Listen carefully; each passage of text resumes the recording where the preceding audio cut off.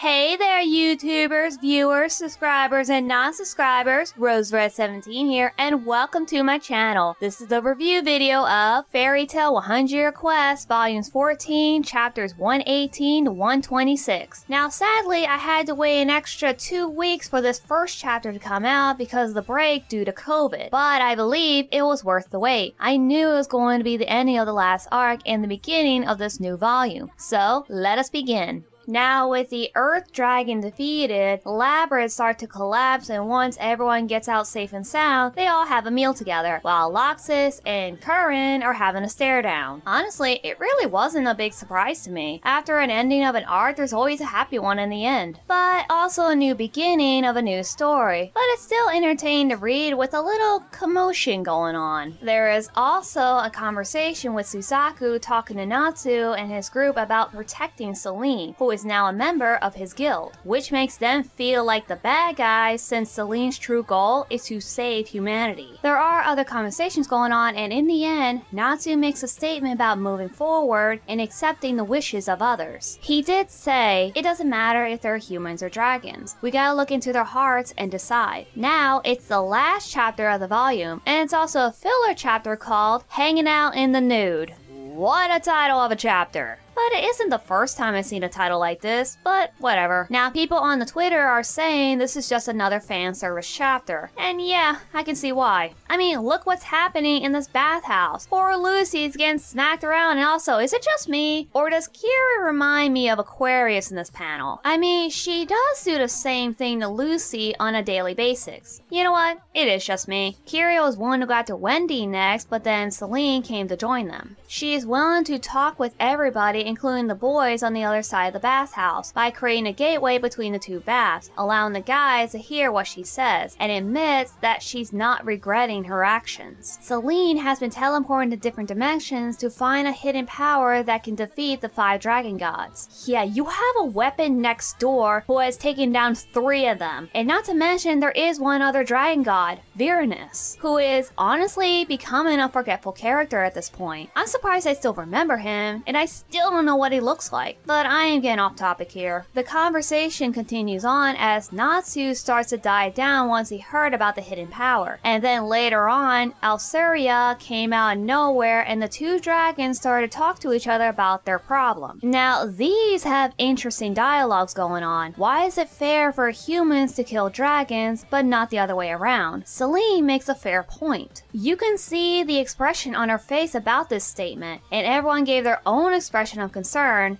until Lucy started laughing, which upsets Celine, but Lucy is not doing it on purpose as someone is tickling her feet. And you can guess who that someone is. Yep, it's Natsu popping up underneath her. And I thought I'd seen it all, but this Nalu shot takes the cake. Natsu gets scolded and slapped by Lucy for being there. Urza and Celine are the only ones that don't seem to care. In fact, Celine giggles and Urza, well, Urza is being Urza, telling the other that, oh, it's all fine, Natsu's a friend, he can be here. Yeah, that's not going to convince them otherwise. And at the end of the chapter, Celine mentions something about Alceria's 100-year wish.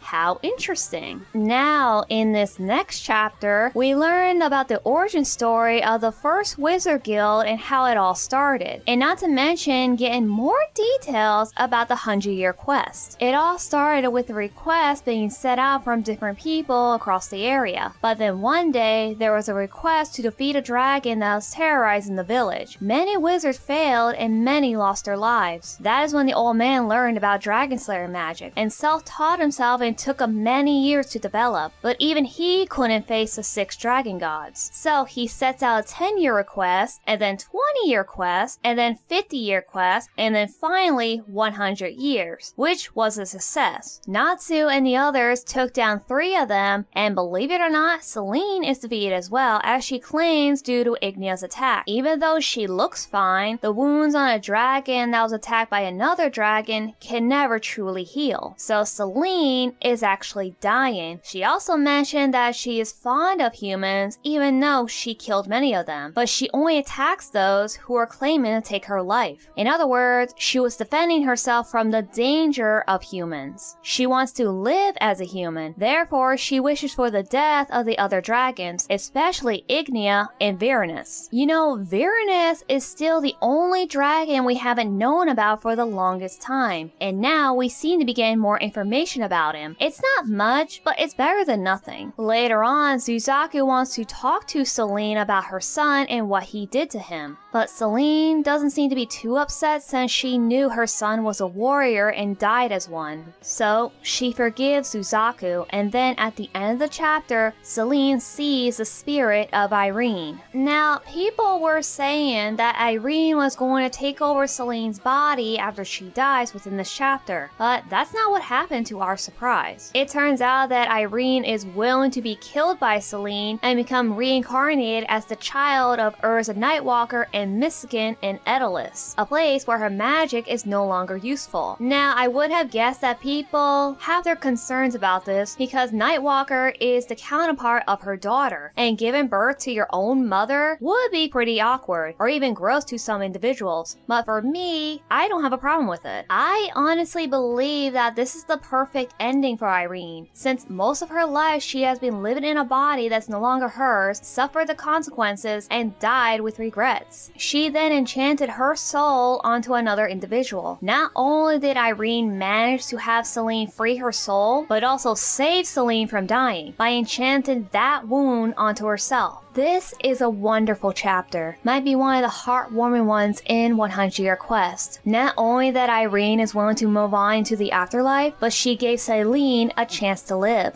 She also started to think about her daughter Urza and realized what she almost stole and how great her sins were. She even thought about Wendy and thanked her for everything she has done. Next, we see Wendy sitting out on the field thinking about what happened to Irene until Urza showed up asking about her troubles. Wendy asked Urza if she ever thought about her mother, and surprisingly, Urza does think about her, but claims that the master of her guild is her only parent and that Irene was the evil one. But in the end, Urza remembers that kindness she saw from Irene before her death, and she will live on in her heart. Wendy also thanked Irene for everything she has done, and then it cuts to Natsu telling Loxus and Karen to stop fighting. Oh really now? Natsu Dragneel is trying to stop a fight. Well, that is different. Although this little maturity doesn't last long because he said that if they don't stop, he's gonna join them. This does upset some people, but for me, it's not that bad. After all, it is Natsu. Even Lucy was surprised by his behavior, but then quickly doubted herself.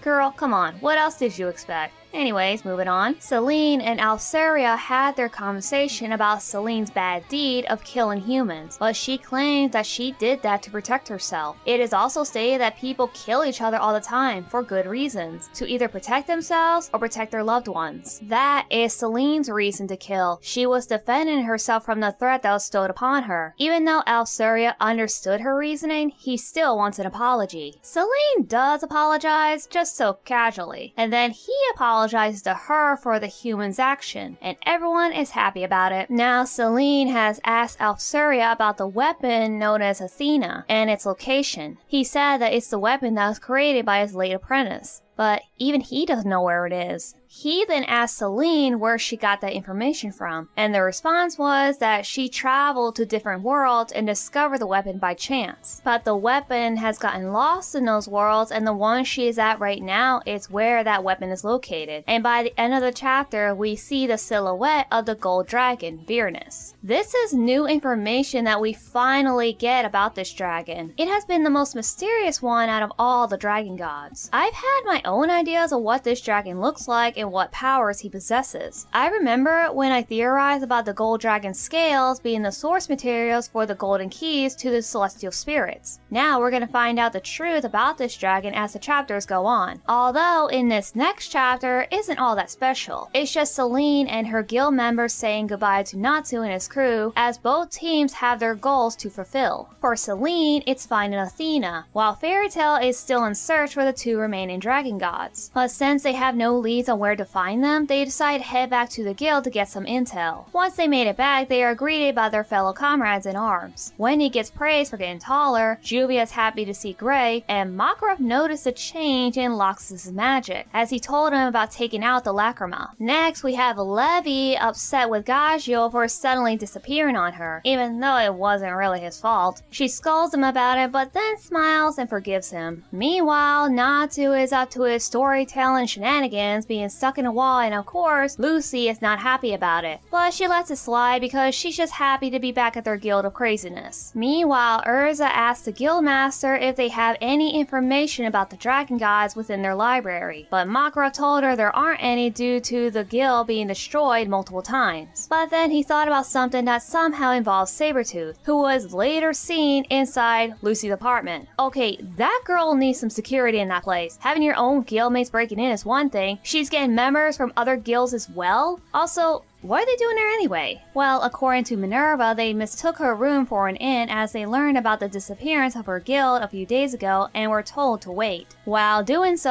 Lecter and Minerva have some complaints about her tiny place and her wardrobe. Like the girl can't catch a break. Lucy even yelled at Yukino for going along with it. But then again, this is her guild and she loves them and has no control over their decision. Just like Lucy on a daily basis with Natsu and Happy. Anyways, they all make their way to the Fairy Tale Guild and greeted by Urza with a letter that she was going to send. But by the expression on Minerva and Rogue's face, they are glad she didn't send it. Afterwards, Makarov mentioned about Sabertooth's library, and Natsu's group wants to borrow the book from them for their quest. But then Yukino said that their library is not open to the public, but Natsu suggests it should be okay since they're friends. I also find it both upsetting and funny that Natsu doesn't know what a library is, even though he's been hanging around with a bookworm like Lucy. I mean, he has heard of a bookstore before, and he even been in a library before during the Daybreak arc. But now that I thought about it, with his simple-minded brain, he just knew them as a bookstore and never knew its actual name of it, which makes a lot more sense now. Anyway, Sting is willing to allow them into their library, but only if Fairy Tail beats Sabertooth 3 times in a 5-on-5 game match, and each contest is different.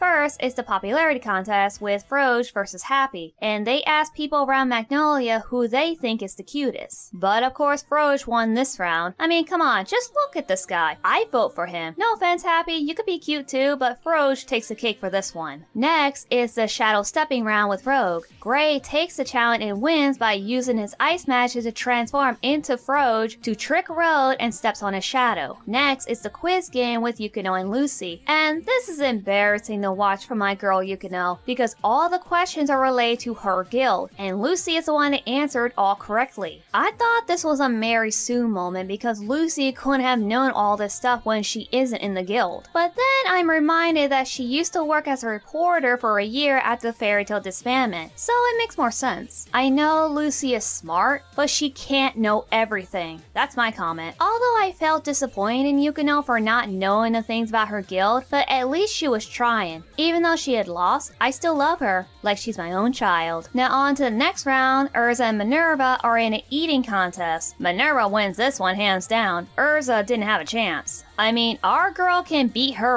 in a fight, but not at something she can't stomach.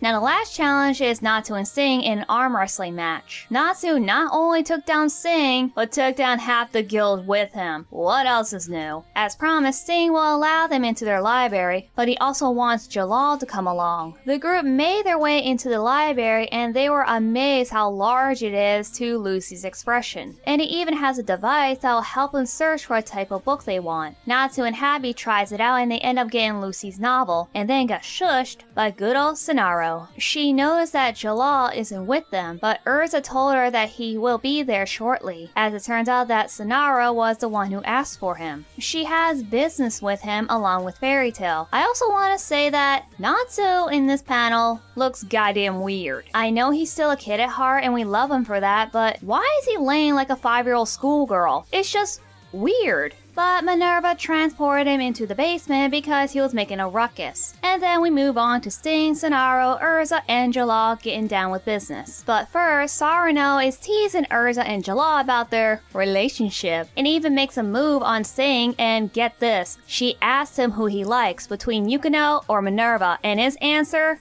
was Natsu. That cracked me the hell up. I mean, I know Sting has always been a fan of Natsu, and he looks up to him, but this is saying something about Sting's, interest in him.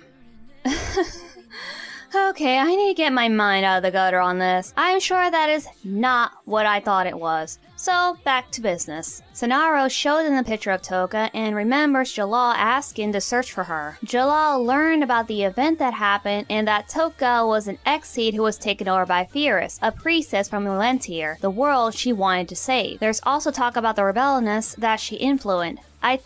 Wait, how did he say it? Her goal was to save Elentir, a world overflowing with magic power. For that reason, she acted as the White Wizard in this world. Yeah, what he said. And Sonaro relied on the name Rebellioness and knows the location of its true founder, the real White Witch, who turned out to be in an alchemist guild known as the Gold Owl, and also appeared to be a machine known as Athena, who is also a weapon that can destroy the 5 dragon gods. So both the weapon that Selene is searching for and the true identity of the White Witch is actually one and the same. Didn't expect that. I also didn't expect to see this guy again, and the identities of the Sonaro sisters, whose personalities are quite opposite of each other. I like the fact that one of the girls want to kill this guy. I'm with you, girl, I want to kill him too. Then it's the introduction of the Gold Owl Guildmaster, who looks sketchy to me, but it's too early to judge him. But since they don't have all the information on the weapon Athena, Fairytale, Sabertooth, and Jalal travel back to Galtina to gather more intel on Athena, and of course, the poor dragon slayers are suffering from motion sickness. Also, it turns out that Sabertooth wasn't expected to come along, but they came because they wanted to. Anyways, they have a discussion about the White Witch, and Jalal mentioned that she's on par with Zareth, and that the disciple of the Law Dragon is the one that created Athena to wipe out the 5 dragon gods who died 100 years ago. Athena was born as a weapon and found her way into the rebellious, but then later fled and joined the alchemy guild Gold Owl. So now they made their way to Galtina in the city of Phelan to seek information, along with checking the place out. Then we see this familiar face as he noticed Gray and, well, sees him with Wendy and he thinks he's a playboy, I guess. I don't know, this is weird and creepy and I want to move on. Jalal and Urza are walking along as Urza asks Jalal about joining Fairytale, but of course he is still undecided. Then they both run into this guy who asks for a picture, and then end up trapped within a small space with a photographer and his creepy face. Next we see Lucy and Happy together and they seem to lose Natsu. Then this lady shows up as she overheard what Lucy said about information. She introduced herself as the informant of the city. Lucy asked her about the guild Gold Owls and Athena, but the old creepy lady didn't answer her question, but instead she told Lucy and Happy that they are interesting guests. Now Natsu is on his lonesome looking for Lucy and Happy when he suddenly sensed people attacking him. He defended himself until this guy shows up calling himself Aiwishida from the guild Gaga Rock, and he seems to know about Fairytale. Okay, what the hell is going on? Are we getting a mini arc here before the big one? Because I feel like that is what I'm getting from this chapter. The teen ended up in the city of Phelan only to be attacked by random strangers. But then again, it is Fairytale. It's not like it happened before, and I know Natsu and the others gonna wipe the floor with these guys. You just wait. Well then everyone, thank you so much for watching, and if you are new here, you can subscribe to this channel, and you can also hit that notification button for more updates on my newest videos. And don't forget, you can check me out on Twitter, TikTok, and Discord, and I'll see you all in the next video. RoseRed17 out.